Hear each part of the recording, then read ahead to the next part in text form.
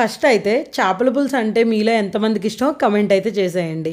ఈరోజు లేవగానే చేప తినాలనిపించింది. పాపం అది ఎంత ఫీల్ అవుతుందో దాన్ని చంపేసి తింటున్నందుకు. బట్ నా మనసు అయితే చాలా హ్యాపీగా ఉంది. వెళ్ళి మంచిగా చేప ముక్కలు కొట్టించుకొచ్చేసాను. తర్వాత ఉప్పు కారం పసుపు రాసి పక్కన పెట్టేశాను. ఇప్పుడు అయితే మసాలా ప్రిపేర్ చేసుకోవాలి.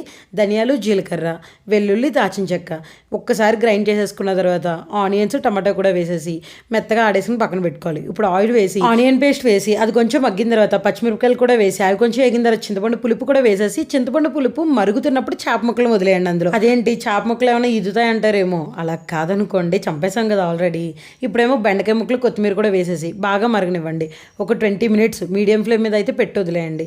తర్వాత మళ్ళీ ఇంకొంచెం కొత్తిమీర వేసి ఉప్పు కారం ఒక్కసారి సెట్ చేసుకుని దించేసుకుంటే మన చేపల పులుసు అయితే రెడీ అయిపోయింది. ఇప్పుడు అలా అన్నంలో చేపల పులుసు పోసుకుని మంచిగా బెండకాయ ముక్క చేప ముక్క పెట్టుకుని తింటే ఉంది. ఆ టేస్ట్ కి చేపను తెగ పొగిడేయాలనిపించింది.